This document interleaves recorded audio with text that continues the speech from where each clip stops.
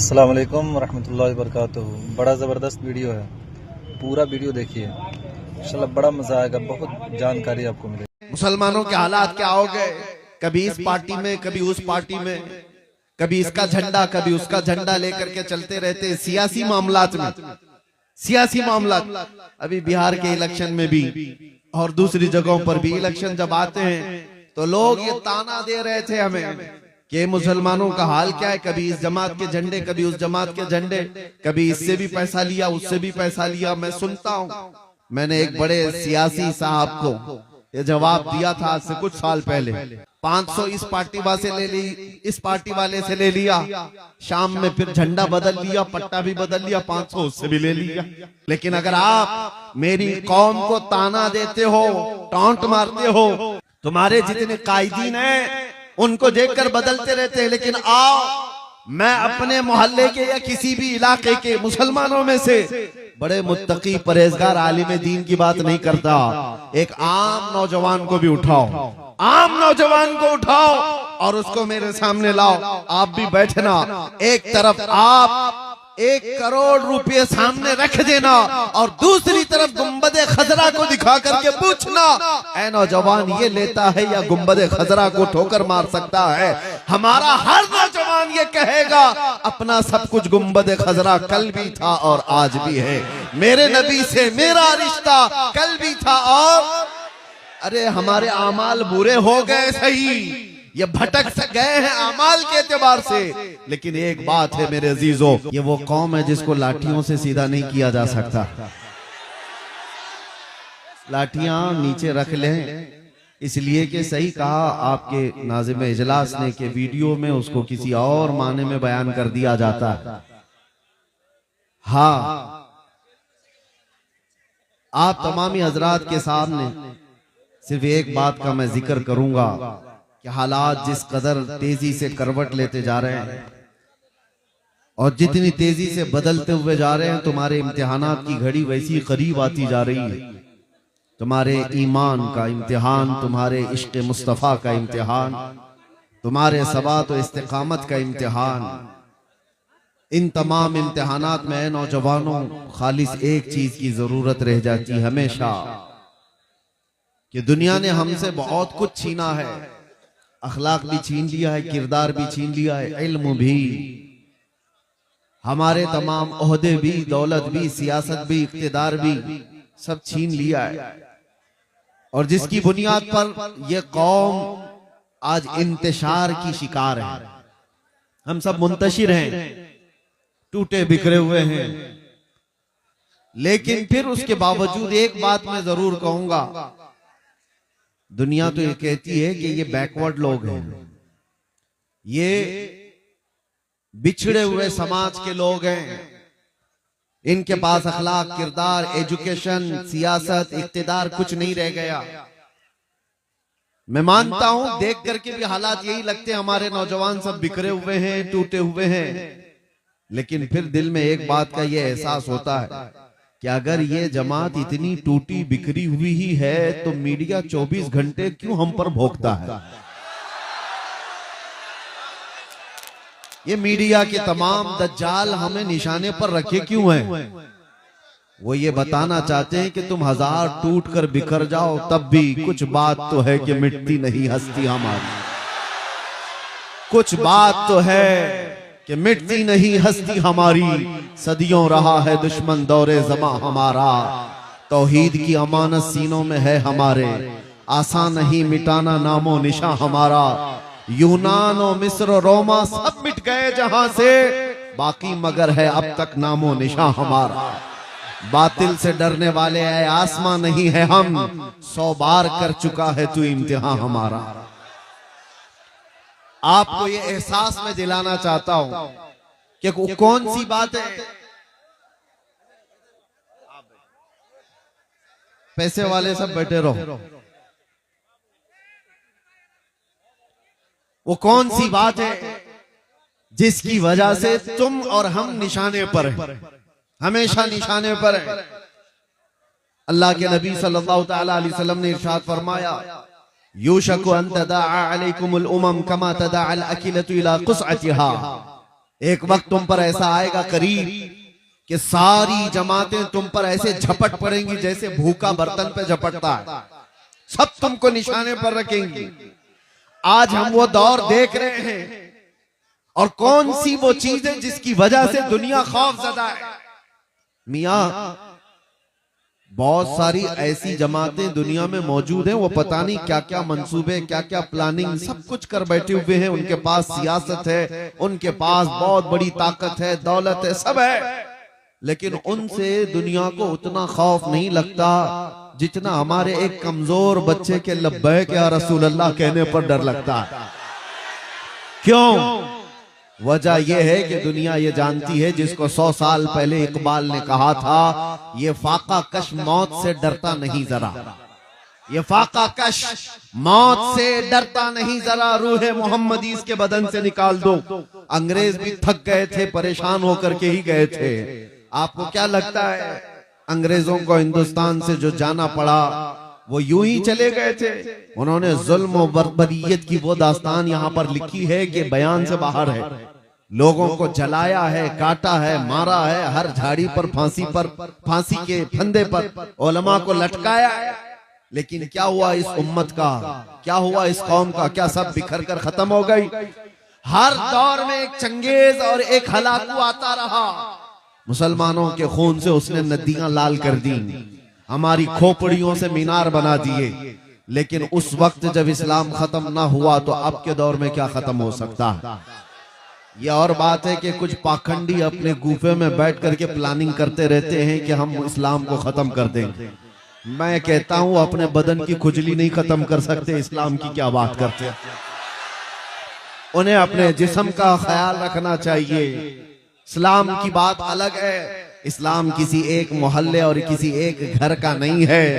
आज इस इलाके में भी आकर के देखें, इस्लाम की वो रौनकें हमें जो नजर आती हैं, ये पूरी कायनात में ये रोशनी मौजूद है। इस रोशनी को खत्म करने का मतलब है सूरज की रोशनी खत्म हो सकती है, चांद की रोशनी खत्म हो सकती है, समंदर सूख सकता है, इस्लाम को इस रूए जमीन से मिटाया नहीं जा सकता, खत्म नहीं किया जा सकता। आप सबको उसकी फिक्र की जरूरत नहीं। इस्लाम सुबह क़यामत तक रहने वाला है। तुम्हें तुम्हारे ईमान की फिक्र करने की जरूरत है। दीन इस्लाम के लिए चाहे जो कुछ भी हरबे अपनाए जाएं, मेरा रब वादा फरमाता है, युरीदून लियुत्फिउ नूरल्लाहि बिअफ़वाहिहिम व यअबल्लाहु इल्ला अन युतिम्मा नूरह। ये अपने मुंह के फूकों से अल्लाह के चिराग को बुझाना चाहते हैं और अल्लाह तबारक व तआला अपने चिराग को मुकम्मल करके रहे। वो इस्लाम का चिराग हमेशा जलता रहेगा। मैं आपको उस दीन हक की मुतालिक नहीं कह रहा कि उसको खत्म कर दिया जा रहा है, आप उठो। हम कौन से उसकी हिफाजत करने वाले हैं? हमें खुद अपनी हिफाजत की जरूरत है। आज मैं बात कर रहा हूं अपने दीन, अपने ईमान और अपने अंदर मौजूद आमाले सालेहा की हिफाजत की। तुम्हें फिक्र उसकी करनी है जो तुमसे सारी चीजें छिन गई। एक चीज आज भी बाकी है जिसकी वजह से दुनिया खौफजदा है। एक चीज आज भी बाकी है। घर लुट गए, रिश्तेदार खत्म हो गए, सियासत, इख्तिदार सब छिन गया, लेकिन एक चीज आज भी बाकी है जो हमें जिंदा रखी हुई है और कौमों की निगाहों में आज हमें भी चमकता दमकता रखी हुई है। वो चीज न हमारी टोपी, न हमारी दाढ़ी, न हमारे जुब्बे, न हमारी कंगियां, न हमारे ड्रेस, ये सारी चीजें नहीं है जो इस कायनात में तुम्हें जिंदा कर रखी है। वो कौन सी चीज है जो हमें आज भी बाशऊर रखी है और दुनिया की नजर में खटकता महसूस कराया जा रहा है? वो चीज है क्या? आबरूए माजना में मुस्तफा आस। हम सबकी इज्जत आबरू मुस्तफा के नाम से वाबस्ता है। वो मोहम्मद अरबी सल्लल्लाहु तआला अलैहि वसल्लम के लिए तड़पना और आज भी जो उनके लिए हमारा दिल धड़कना, जो ये कैफियत बाकी है, यही हमारी जिंदगी की ऐन मिसाल, यही हमारी जिंदगी है, बाकी कुछ नहीं है। इसीलिए आला हजरत ने सच फरमाया था, वो जो न थे तो कुछ न था और वो जो न हो तो, सुन्नियों को पता है, वो जो न हो तो हमारी जिंदगी में भी वो जो न हो तो, कब्र में भी वो जो न हो तो, हश्र में भी वो जो ना हो तो, अरे अजानों में भी वो ना तो वो जो ना हो तो, जान है वो जहान की और जान है तो जहान है। और कुरान यही कहता है अन्नबी औला बिल मुमिनीना मिन अनफुसिहिम, नबी ईमान वालों से उनकी जान से ज्यादा करीब है, जान से ज्यादा हक रखते हैं। इसलिए आज जो हमारी जिंदगी बाकी है, आज जो हमें चलता फिरता महसूस कराया जा रहा है, वो हमारी सांसें लेने की वजह से नहीं है, वो हमारे खाने पीने और कपड़े पहनने की वजह से नहीं है। इश्क रसूल की गर्मी है जो दुनिया को बता रही है अभी कि मोहम्मद अरबी के शेर जिंदा हैं। ये मोहब्बत मुस्तफा सल्लल्लाहु अलैहि वसल्लम में दिलों का धड़कना मैंने महसूस किया है मेरे अजीजों। आज आम आदमियों में, आम नौजवानों में से भी किसी एक को भी पकड़ करके उठाया जाए, बाज लोग ये कहते हैं, मैं उनको जवाब भी देता हूं। कुछ लोग कहते हैं मुसलमानों के हालात क्या हो गए, कभी इस पार्टी में कभी उस पार्टी में, कभी इसका झंडा कभी उसका झंडा लेकर के चलते रहते हैं सियासी मामलात में, सियासी मामलात। अभी बिहार के इलेक्शन में भी और दूसरी जगहों पर भी इलेक्शन जब आते हैं तो लोग ये ताना दे रहे थे हमें कि मुसलमानों का हाल क्या है, कभी इस जमात के झंडे कभी उस जमात के झंडे, कभी इससे भी पैसा लिया उससे भी पैसा लिया। मैं सुनता हूं, मैंने एक बड़े सियासी साहब को ये जवाब दिया था आज से कुछ साल पहले। मैंने कहा था वजह यह है कि इनके सामने कंपैरिजन के लिए कोई है नहीं, वो भी बराबर है ये भी बराबर है, इससे भी ले लेते हैं उससे भी ले लेते हैं। 500 इस पार्टी वाले से ले ली, इस पार्टी वाले से ले लिया, शाम में फिर झंडा बदल लिया, पट्टा भी बदल लिया, 500 उससे भी ले लिया। ये तो हालात चलते रहते हैं, मुझे उस पर कोई टिप्पणी नहीं करनी है। लेकिन अगर आप मेरी कौम को ताना देते हो, टॉन्ट मारते हो कि ये बार बार इधर उधर बदलते हैं, तो वजह यह है कि सामने जितने लोग हैं उनको देख करके बदलते हैं।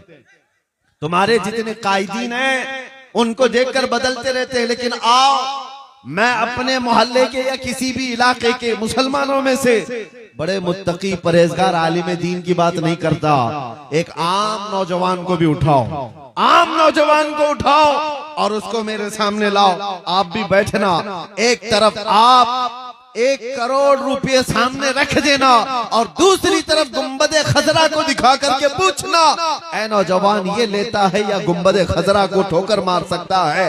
हमारा हर नौजवान ये कहेगा अपना सब कुछ गुंबदे खजरा कल भी था और आज भी है, मेरे नबी से मेरा रिश्ता कल भी था और अरे हमारे आमाल बुरे हो गए सही, ये भटक से गए हैं अमाल के एतबार से। लेकिन एक बात है मेरे अजीजों, आज से 4 साल पहले दिल्ली में जाने के लिए ऐलान किया हुआ था, एक पाखंडी भौंक रहा था हुजूर पाक की शान में, हमने उसको मुबाहले की दावत दी थी, शायद सबको पता हो। हम जा रहे, उस वक्त की एक हालात मुझे पता है, एक नौजवान आया और अजीब जीन्स फटी हुई है, कान में बाली है, टैटू लगे हुए हैं, आकर के उसने मुझसे कहा कि मुफ्ती साहब मैंने सुना है आप आग में कूदने जा रहे हैं। मैंने कहा आपको क्या है इससे, आप क्या चाहते हैं? कहा नहीं, मैं गुनहगार बहुत हूँ, मैं कभी मस्जिदों की तरफ ज्यादा नहीं आया, लेकिन इतनी बात है कि आग में कूदने की बात आई अपने नबी की तो आप नहीं जाना, मुझे उसमें भेज दे, मैं जलने के लिए तैयार हूँ, आप न जाएं, आप खड़े रहें। उसको देख करके मेरे आंखों में आंसू आ गए थे। फिर बारगाह मुस्तफा में मैंने ये अर्ज किया था, या रसूल अल्लाह ये उम्मत गुनहगार हो गई लेकिन गद्दार नहीं है, गद्दार नहीं है, और जब तक गद्दारी नहीं आएगी तुम्हारे ऊपर किसी का कुछ नहीं हो सकता और कोई बाल बेका भी नहीं कर सकता। ज्यादा से ज्यादा क्या होगा, जेलों में डालोगे, और जेलों में जाना हमारे लिए नई बात नहीं है, हमारे आबा व अजदाद की सुन्नत है, जाएंगे आएंगे, और इससे ज्यादा क्या करोगे, फांसी पर चढ़ाओगे, वो भी हमारे लिए ताज्जुब की बात नहीं है। फांसी पर भी मेरे मुस्तफा के गुलाम चढ़ चुके, ये कहते हुए कोई गुल बाकी रहेगा न चमन रह जाएगा, पर रसूलुल्लाह का दीने हसन रह जाएगा। सब फना हो जाएंगे काफी वो, लेकिन हश्र तक नाम हजरत का जुबानों पर चलन रह जाएगा। मुरादाबाद शहर के अल्लामा किफायत अली काफी को अंग्रेजों ने सूली पर चढ़ाया था, फांसी पर चढ़ाया था, उनके उनके माथे पर शिकन भी नहीं थी। उनसे पूछा भी गया था बीवी से बात करना है आखिरी वक्त में, आखिरी ख्वाहिश क्या है, बच्चों से बात करना है, कुछ खाना पीना है। तब उस आशिक सादिक ने कहा था नहीं, मरने से पहले या फांसी पर चढ़ने से पहले बीवी बच्चों से रिश्तेदारों से बात करने की ख्वाहिश नहीं, बस इतनी ख्वाहिश है कि आखिरी बार एक बार मुस्तफा की नाक पढ़ करके जाओ, नबी पाक सल्लल्लाहु ताला अलैहि वसल्लम की शान में कुछ गुनगुना करके जाऊं। आपको मैं बताऊं ये ज्यादा से ज्यादा यही हो सकता है इस दुनिया में। जेलों में डालो,